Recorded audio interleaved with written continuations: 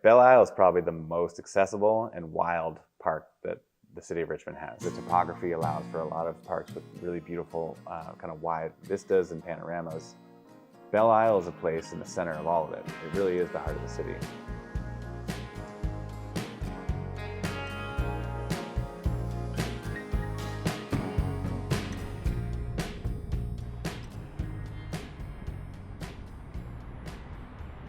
Belle Isle is a 54-acre public space. It is bounded by dry rocks on one side and the Class 3 to Class 4 rapids on the north bank, which puts us in a realm where Richmond has the only Class 4 rapids in all of the United States in an urban downtown center. It's like the only place you can whitewater kayak to a Broadway play. Not many downtown areas have something like this, I think, in cities, and there's such a focus on developing all waterfront. I think what I brought to Marvel was like a list of my concerns, and the team at Marvel converted it into a list of opportunities and a list of great ideas. JRPS has done like a fair amount of engagement throughout the past couple of years for Belle Isle. This piece is really just focusing on a few key areas with the feedback that they've already received. We picked the concept of Belle Isle as an area we want to focus on. The individual projects came out of meetings with James River Park staff. There's some misconception that Friends of James River Park is like really driving this. We're just cutting the checks. James River Park system is responsible for the maintenance, management, enhancement, improvement, river safety, outdoor education of the 600 acres that make up the James River Park system. So our staff do everything from, take out trash and remove graffiti, rebuild bridges, build trail, plant trees, and then teach kids, oftentimes for the first time, about how to recreate safely in the park. One of the big tenets of the JRPS system is for people to become stewards of their environment. When we started working on Belle Isle, that was one of the main pillars. One of the design objectives was to make sure that that stayed true to the system, to the island, and to the volunteers and staff that use it. In the public engagement event, we asked the participants at the gateway area, for example, there's going to be an upgraded pump track. Tell us what you think about that. Do you think that's a great idea? You could see how much people care about the park and about the river. It's really exciting to me to be able to work with the team to build out these ideas, because it gives them a sense of pride. It gives everybody in Richmond who's paying attention a sense of pride. And because they care, I think it comes through in the work. We're starting with the natural exploration area, a really exciting space, kind of designed as an educational asset to children. There's a safe environment to welcome you and to explore, to touch, to move pieces around, to interact with the natural environment before wandering off. The idea is, again, that kids catch the bug for playing on this stuff, but also for building it, and then they become like an active part in taking care of and rebuilding the park.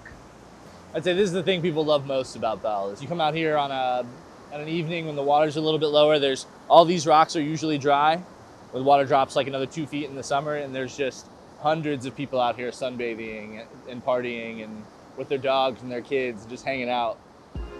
We wish they would leave less trash, but it's pretty cool. There's so much that looks abandoned here right now that it's hard to make the case that someone cares about it. And once we do some of these projects, it'll be obvious that we care, that there are people trying to take care of this, and that hopefully will just deter people from doing damage. Some of the issues that we saw when we first arrived at Belle, and some of the main questions that we had in going into this study and this project, was to look at the historic structures that are in really rough shape. These structures have a lot of beauty, but some of them have some serious safety concerns. We all then settled on looking at structures such as the hydro plant and the nail shed and the historic rolling mill facade, and how to preserve those and reactivate them and reanimate them for future generations to use and to see, and to understand the story of Belle Isle, because these buildings, they represent a big chunk of the industrial history of Belle Isle and of Richmond, and those are structures and stories that we want to preserve through this process. It's significant in a lot of ways. All of this different eras of this city's development, even pre-colonial, have left their imprint on Belle Isle. And so, it's kind of like the beating heart of this city. And yet it remains relatively underdeveloped from a recreational standpoint. The big thing was how do we improve Belle Isle without taking away from the things people like, without loss. I'm big on I don't think people fear change, I think people fear loss. One side of the argument is like, you know, this island is within a conservation easement. So, you know, we should be really careful. This is a very sacred and precious place for a lot of people in the city. But there were also other people who were like extremely excited about seeing new upgrades to the park. How do we make sure that those voices are incorporated as we move, you know, towards implementation? In meeting people on the island over the course of that year, we found that there were really a lot of different ways that people utilize and love the island. That engagement process really kind of helped spell out what the priorities were for the project, and what we ended up with were really looking at 4 spaces specifically: the hydro plant, the quarry pond, the rolling mill garden, and the gateway. Even without the park upgrades, it's already a very popular park. And what we hope with Belle Isle is for it to continue to be successful and for it to continue to be one of the most beloved parks in Richmond. Not just for the people that use it today, but for people who have never been there before.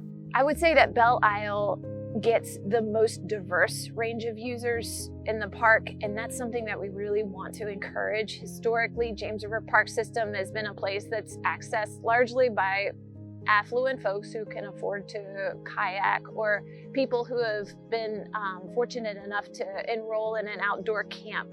So we're talking about, you know, largely white affluent Richmonders.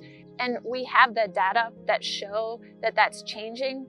That's actually a part of our master plan, is that we want to diversify the park's visitors, to build appreciation for the park, but also to share what the park offers to the city, to more residents of the city. It's a great time and a great place to be right now for Marvel, to be able to work, you know, so closely with the community. There's a general politeness that develops around a shared common space if we can take care of it well. You need to sort of go through the discomfort and then find out how fun and how addictive in a good way it is to be outside. And I think it's really important to me to offer that to the public as just a respite from the distractions, the social media, the stress, the mental health challenges that people are facing. I really believe that the park needs to be there for them in those moments of distress, but also joy. So I'm really excited to be able to offer these amenities to the public.